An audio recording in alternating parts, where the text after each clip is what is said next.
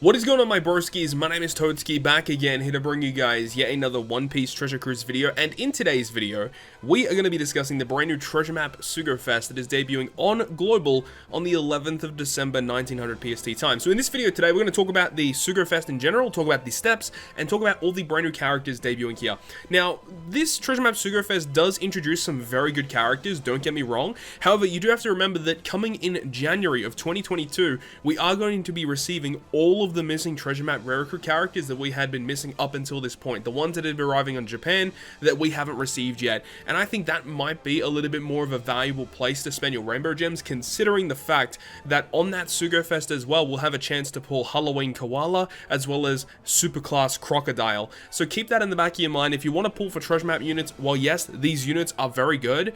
You may want to wait until next month because there's a lot of really good characters there as well. But let's talk about this Sugo-Fest in general. As we said, part 1 is debuting on December 11th, and then of course part 2 the day after on the 12th, and then part 3 on the 13th, which would mean that the event itself will start on the 14th of December, and I think should probably run, what, 4 or 5 days until the 18th or the 19th, to when that sync process should be occurring. Really looking forward to the 19th of December.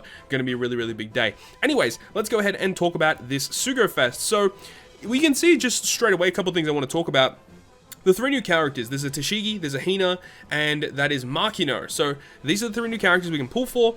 In the back of this banner though, you can see there is a Vivi and a Perona. Those 2 characters are actually treasure map rare recruit characters from way back when, like almost a year ago now on Global, when V3 Boa Hancock, super class or super typing Boa Hancock debuted on a treasure map Sugo-Fest. Later on there was this Vivi and a Perona. They are returning on this banner. You can also pull them here. They are actually pretty good units. They have pretty good support effects. Their special abilities are okay. I'm pretty sure they're going to be boosted on the treasure map as well.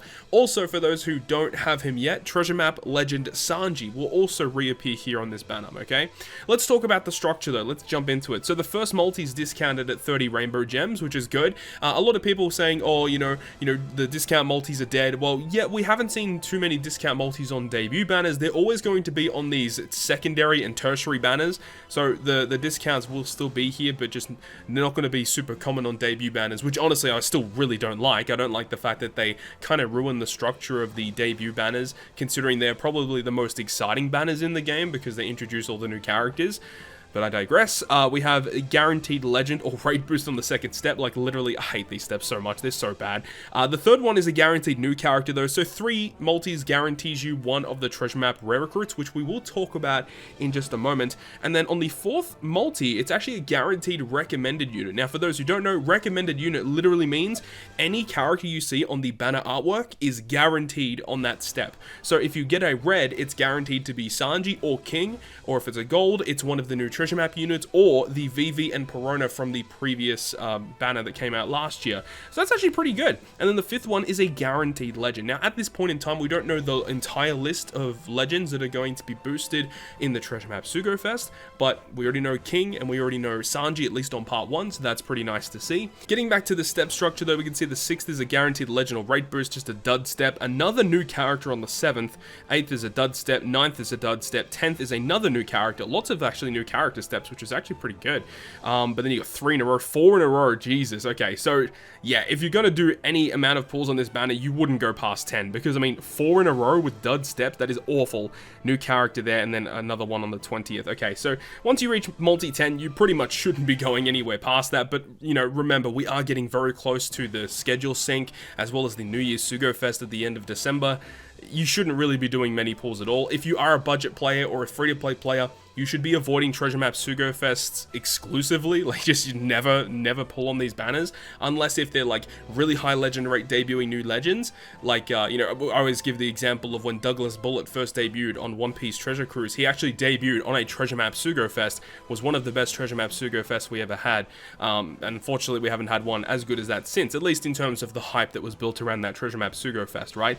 Until, you know, super class Crocodile, because he's a really good legend, okay? So, in terms of step structures, not awful. I think a lot of players like myself that like to at least grind to a decent rank on Treasure Map are probably going to do 3 to 4 multis. That's probably what I'll do in this banner. However, we're going to go over to part 2, because on part 2, the characters do change. Now, one thing I noticed straight away is that the VV character in the back is no longer there. We actually see the Peruna is still there, but that VV is no longer there, the special one that debuted on the Treasure Map last year. However, you see that the Summer Legend VV is on this banner instead, so that's cool to see. And then on part 3, you see that we see the Reiju, the Summer Legend Reiju is here, and then the Rare Recruit VV from last year appears on part 3. You can also see Legend Queen is on part 3. That's pretty good. Legend Queen's one of the better legends in the game for sure, and Legend Bonnie's on part 2. So it really comes down to what characters you're missing and deciding which part is best for you to pull on.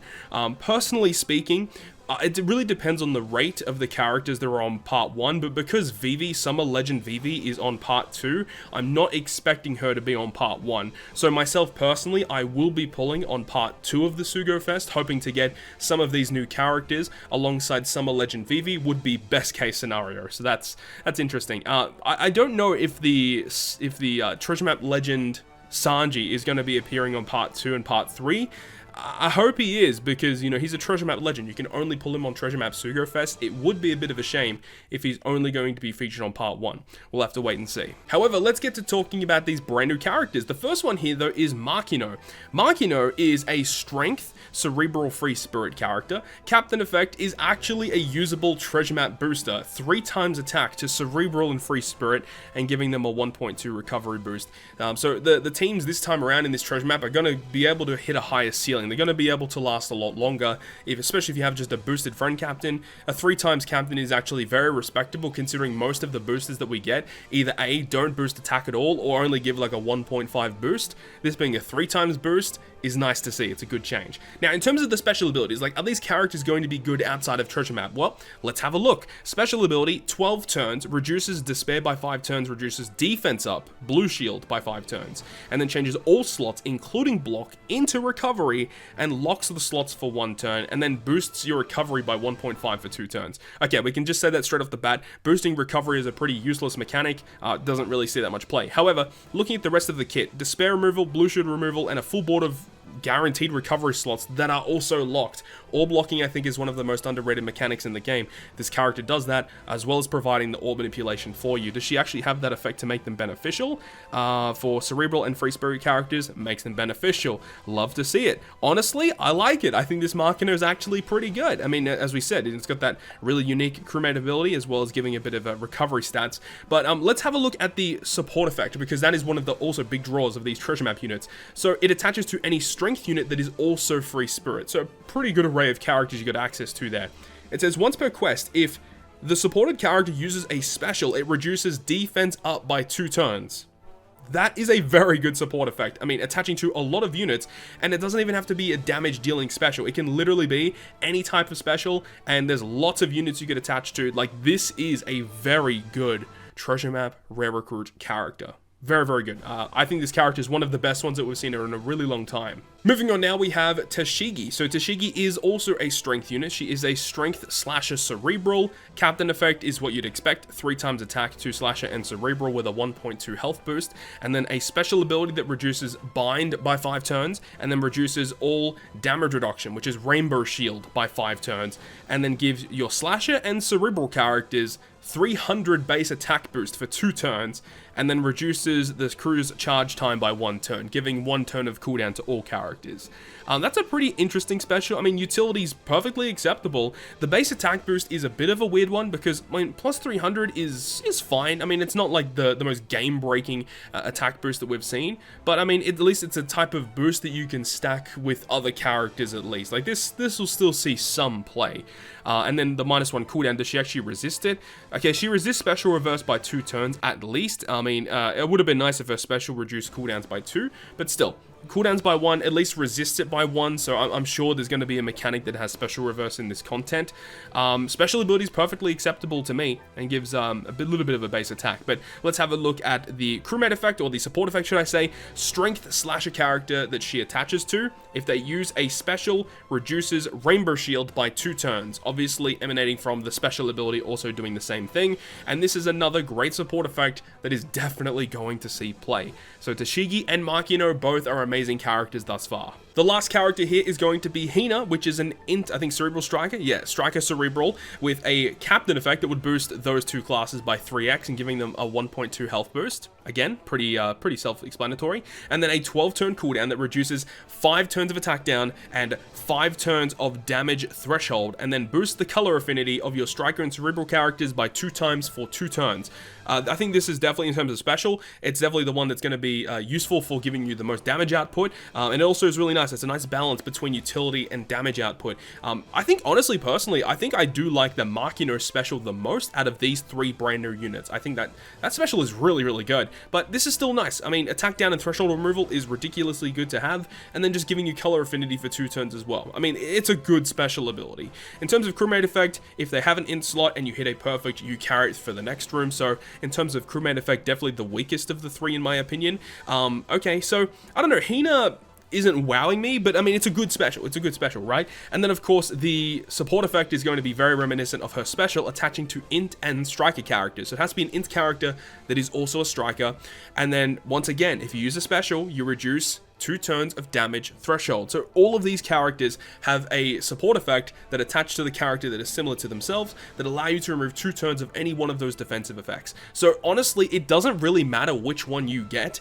All 3 of them are going to be useful in some way, shape, or form, which I really do like. I think that they've done a really good job this time around with these treasure map rare recruits. And for those of you who weren't around when the Sugo-Fest came out last year, this was what the Peruna and the VV were like. So Peruna, just talking about her support effect, attaches to Zora or Mihawk, and if they use a special, it will give you a 1.5 times damage conditional boost versus defense down enemies. So it's pretty good. A 1.5 conditional is awesome as long as you have a way to proc that ability. This is a good support effect, and attaching to Zora and Mihawk, it's nice that those characters get another good support effect. And then Vivi, who I think is definitely the better of the 2, and unfortunately I did not pull last year. I actually do have the Peruna, unfortunately don't have the Vivi, but her support effect attaches to any free spirit unit, and if they use a special, it gives your free spirit characters 1.3 color affinity for 1 turn. This is a support effect that I wish I've had in a lot of different teams that I've been building throughout the year.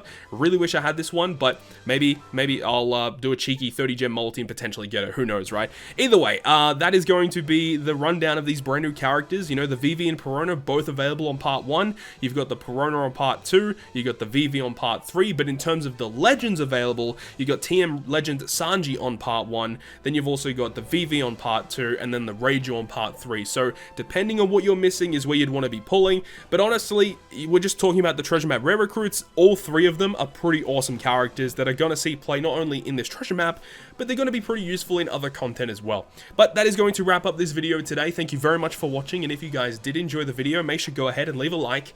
And if you want to stay up to date with all the content I post, including more One Piece Treasure Cruise content, make sure to hit the subscribe button down below. But on that, guys, I'll see you guys within the next video.